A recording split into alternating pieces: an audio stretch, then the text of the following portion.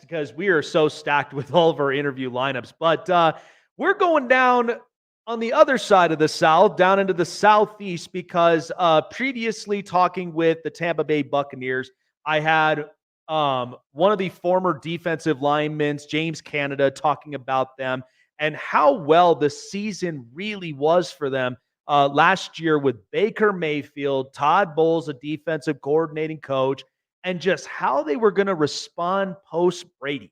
They looked just fine.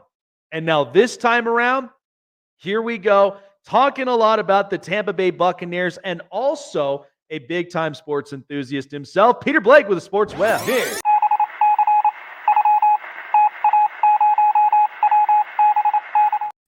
All right, Peter, well, there is a lot really to kind of go around and talk about from here, but I will start to say this. I mean, the season we got last year with post-Tom Brady, in comes Baker Mayfield, and you have a defensive coach in Todd Bowles that there were uncertainty in the building of how this team was going to kind of pick back up from where they left off at. And it looked like after they won their division, which I thought the Saints were going to be competitive enough to take it, they disappointed. But the Bucs showed they are not the team to sleep on. They showed a lot of grit late in the season, and to the point, they won that game against the Philadelphia Eagles. So when you look back at it, I mean, this is a team that I think Todd Bowles is really trying to kind of keep that type of grit culture. I mean, especially when you're down there, down south, up in Tampa. I mean, this is this is kind of the team that, it's cocktails every morning, like it's that kind, but they show they're very competitive. How did you recap last season? I mean, look, I think a lot of people didn't know what to expect. In fact, the national media was down on the Tampa Bay Buccaneers. Some outlets out there calling this team only a 2 or 3 win club. At the end of the day, they were 4-7. There was a lot of talk of Todd Bowles being fired, but they were able to rectify the ship, if you will, get back to 7-7 with a big victory over the Green Bay Packers, who, by the way, got far in the playoffs with Jordan Love there, and also beat the Atlanta Falcons for a big victory. And you're absolutely correct, absolutely blowing the doors off of the Philadelphia Eagles' domination all over the place with Jalen Hurts and that struggling offense. So the expectations down here are a lot more different, Jake, because they re-sign a Baker Mayfield, you re-sign a Mike Evans and an Antoine Winfield Jr., and of course Tristan Wirfs, who may be the best left tackle in the game. So the expectations are high. The division is getting is improved, if you will, with Kirk Cousins going to Atlanta. I'm not necessarily sold on that unless he can stay healthy. You talk about the Saints. I think it's dead man walking there with Dennis Allen. He could be fired by the end of the year. And you got the Carolina Panthers, who have the Bucs former offensive coordinator in Dave Canales, but he's never coached in the National Football League. So certainly this team can win a division. And on top of it, listen, not only did they dominate the Philadelphia Eagles in that first wild card game, but they're only a couple plays away, my friend, from being in the NFC Championship game. I absolutely agree. And especially a team that, like, the way they finished and the way that because again, I think they were very clever of at least getting rid of that rearview mirror, looking into what's in front of them, like what they've got right now. I thought that was very impressive that they were able to silence out the past, go into that season, and then really play it out to the point of where nobody even expected that. But yet it turned into a great story in the end because it was Baker Mayfield's redemption year. And just, I mean, Mike Evans, I'll get to that in a second. But the fact that he's played with a smaller quarterback before, with Johnny Manziel in Texas A&M. So it's like, he's so familiarized with it. But what I'm thinking of with the defense, I've been saying this here up on the show. I felt like Tampa, they got rid of the old contracts. This is much like what the Buffalo Bills did with all their defensive players, getting rid of guys that we know that were more injury prone. They were expensive. They needed to move off of, and they needed to get younger up onto this. How do you anticipate this defense? Because I feel like you get rid of the old contracts, you bring in the new young from the draft or guys in their second, third year, and really truthfully try to develop this defense to where you are still kind of keeping that kind of defensive juice like we'd have in the past.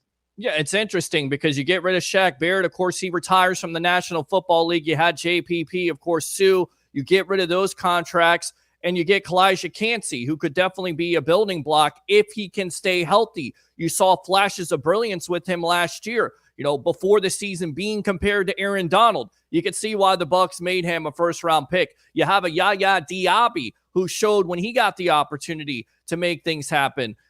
He definitely did that. Vita Vea cut down about 20, 30 pounds. So he's a svelte Vita Vea now, about 305, 310. Remember, he played about 340. So there's a lot of excitement when it comes to this defensive line. A lot of question marks, though. They do draft Chris Braswell out of Alabama. They're expecting big things from him because Joe Tryon-Shoyinka hasn't been productive enough. You move on from Carlton Davis. You move on from Devin White because it was a distraction last year and it was completely out of position. You replace him with KJ Britt playing beside a Levante David, and now you got Zion McCollum and Jamel Dean. And, of course, the under-the-radar move for that back end, Jake, has to definitely be Jordan Whitehead combined with Antoine Winfield Jr., who didn't get the respect around the National Football League from his peers for the Pro Bowl. I have no idea why, because you turn on the tape and Winfield Jr. definitely made things happen. But Jordan Whitehead coming back to the fold here, I'm telling you, it's going to make that back end that much stronger. I really do believe so, because especially when you move on from a Carlton Davis and you have familiarity and the connection Can't stay healthy. He can't stay healthy. Yeah. He's already he's our Detroit Lions. Look, he is one of the most talented corners in the league. There's no denying that. He's been able to shut down wide receivers, but the problem is he could never stay healthy.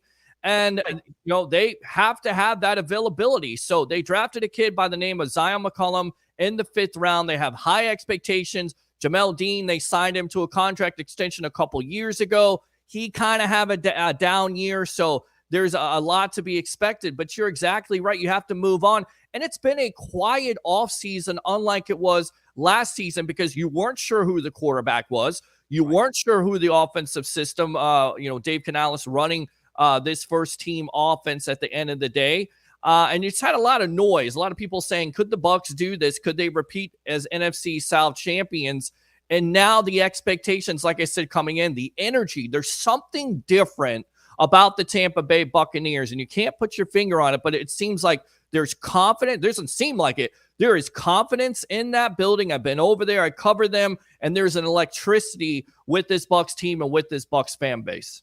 I'll tell you what, though, kudos to Tom Brady for bringing that juice up over that they've been dying to have for years. I mean, hell, I was there when I was a little kid when I watched the Bucs in the Super Bowl in 2002. Yes. I mean, so when you get that energy and that vibe back, I mean, that's what really makes a team very, very special. Speaking of special, Mike Evans, I mean, the fact that he's been with this organization for so long, and I do see him retiring in that color, and what he's really meant to this Bucs offense. And it didn't matter what quarterback he had. We went from Jameis Winston, we went through Tom Brady and winning a Super Bowl, and then here with Baker Mayfield.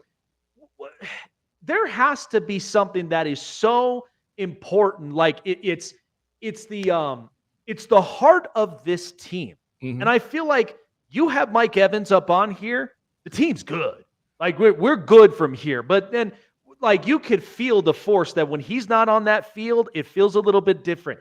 How impactful from over the years has Mike Evans really been with this organization? I mean, listen, he's a first-team Hall of Famer. He's the first guy. He should be definitely a Hall of Famer, first-time Hall of Famer with the quarterbacks he's played with. And you look at it, people say, well, he played with Tom Brady. Not for all those years. He had Jameis Winston. He had Mike Glennon. He had Josh McCown. I mean, he has had various quarterbacks and has been able to be so consistent at the highest level. And the reason why he doesn't get the pub is because he's not a talker. He's not a diva. He just goes about his business as a professional football player. I always tell people on my show, The Sports Web, be happy and don't take this for granted for this time, because you have Mike Evans, who could go down as the greatest offensive player in their history besides a James Wilder, you have a guy that goes about his business as being a professional, like a Chris Godwin. When you have two wide receivers, and we all know this, Jake, that wide receivers are all divas. They have that diva mentality. You had Antonio Brown here. He was definitely a cancer. You got him out of that locker room. Mike Evans doesn't grow on trees, and he continues to get better and better. And there was some thought that he could go and get bigger contracts from the Kansas City Chiefs and from the Houston Texans, and even goes on to talk about this a week and a half ago, how his wife swayed him to said, let's get it done here in Tampa. His relationship with not only the organization, but Jason Light and how he takes care of his own players sealed the deal. And I know there's a lot of Bucs fans that were fretting it, but as we say down here, trust in Light, believe in this organization, because if you take care of your business and you go about it in a professional manner, he'll get things done. He'll take care of you. And it was great to see Mike Evans get it done here in the next 2 years. He'll definitely surpass Jerry Rice. Knock on wood. Hopefully he could stay healthy. He's been able to do that. And he's definitely going to go down as a Hall of Famer. And who knows, maybe he plays past 2 years, because you watch him last year, he could definitely still separate. He could still catch the ball consistently. He still has some of those drops, but overall, one of the most consistent, if not the most consistent Tampa Bay Buccaneer of all time.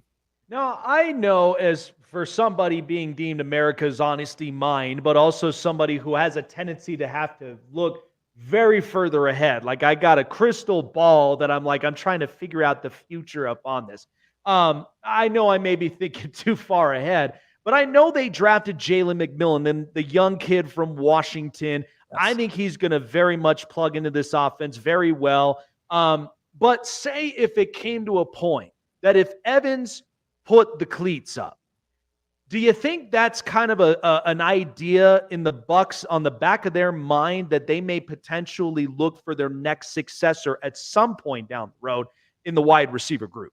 Absolutely. I mean, the wide receiving room is deep. I mean, like you said, you have Evans, you have Godwin. He's coming up on a contract year. They're going to put him back in the slot, look for him to really stand out. Only had 2 touchdowns last year. You talk about McMillan out of Washington. If not for the injury, most likely he would have been higher on these draft boards, and everything from training camp. Every time you see number 15, he's catching passes. He's making things happen. And they also have a kid by the name of Trey Palmer, who they drafted out of Nebraska. And if he can get his hands consistent, and he can be more consistent with his route running and not necessarily giving up on routes because he has speed to burn, you definitely have a future there. To answer your question, I think they anticipate, having a good decision here. If Chris Godwin has a good year, they're going to have to figure out if they want to sign him long-term, if they want to let him go, if they want McMillan to replace him, or do they want to keep this wide receiving room intact to give all the weapons you can to Baker Mayfield?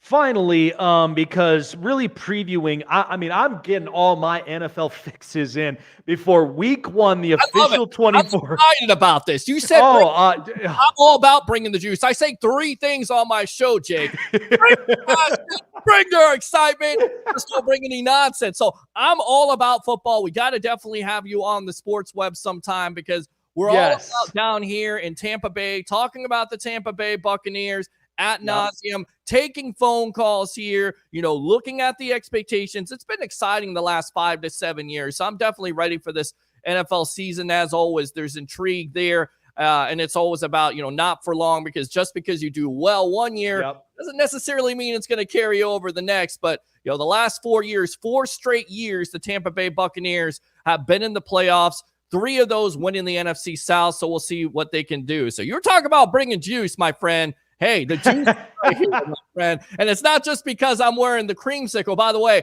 happy creamsicle day to all the Tampa Bay Buccaneer fans. Oh, look at that. Yes. I love it, man. Hey, between you and James Canada that I've had on my show, you guys have been fantastic and bringing the juice. I love it. I love that passion, love that energy. You got to get fueled up, because once football season's on, I'm like this. I'm glued onto television. I'm watching everything and giving just my honest and balanced opinion of it, man. But the expectation, because, the South, it's going to be interesting to watch. Dave Canales goes into Carolina. I think Carolina, I have them deemed as my best worst team, because I think they'll be better than what the outcome was last year. You get new weapons. You're hoping that as a quarterback whisperer, he's going to really bring out the best in Bryce Young. But another thing is, too, the Saints, I agree with you. I don't know how long Mickey Loomis is going to keep on with Dennis Allen, who's winning 35% of his games. Like, I'd be moving past that. And then the Falcons, because now they got Matt Judon, their edge rusher. Defense is starting to juice up. How do you preview the Bucs season, and what's your record prediction where you see them here this year? Well, listen, I had the Bucs at 10-7. I was only one game off. They should have beaten the Houston Texans, but that defense, Carlton Davis being responsible for that back end being responsible. You should never lose a game when you score 37 points. That's neither here nor there. I like the Bucs to be 11-6 this year. I like them to get off to a fast start because of Liam Cohen, getting him, being familiar with the Rams offense, the Sean McVay hybrid. He's going to definitely focus on the running game there. That offensive line is improved with Graham Barton. And I'm telling you, watch out for those two building blocks on that defense. Yaya Diaby, Kalijah Kancey. Put it down, Bucs fans. 11-6 for your Tampa Bay Buccaneers in 2024. Love it, man. Man, I can't even wait. Love to be a guest up on your show up on Sports Web, man, especially getting just the juice, getting the energy, getting up all of that. Peter, such a pleasure having you. Where can people find you, getting caught up with the Tampa Bay Buccaneers, and find you on the Sports Web? Yeah, absolutely. It's the Sports Web on YouTube. Like and subscribe. Go friend me on Facebook if you want to. Peter H. Blake. They call me the Rolex reporter because I got a Rolex of Jake Paul for asking a question. That's a true story, my friend. Also, Instagram, pblake1003. And as always, we always say this at the beginning and end of the show. Bring your passion. Bring your excitement. Just don't bring any nonsense. I'm your Rolex reporter, Peter Blake, giving you something to think about. We'll see you soon here on the Evolution of Sports Talk. Look at that. Bravo, man. Well done. Well done. I will tell you, though, come September, by like the September 8th, I will be down in South Beach up in Miami. My wife and I got our week cruise. I'll be up out there, man. Can't wait for it. I'm ready to be up on a boat. But for this whole season, really kicks off, and we got a lot of stuff coming. So appreciate you, Peter. Take care of yourself, and good luck with the Tampa Bay Buccaneers. We shall see how the South really pans out this year. Sounds good, my friend. As always, go Bucs, and we'll see you soon. Absolutely. All right. Well, we are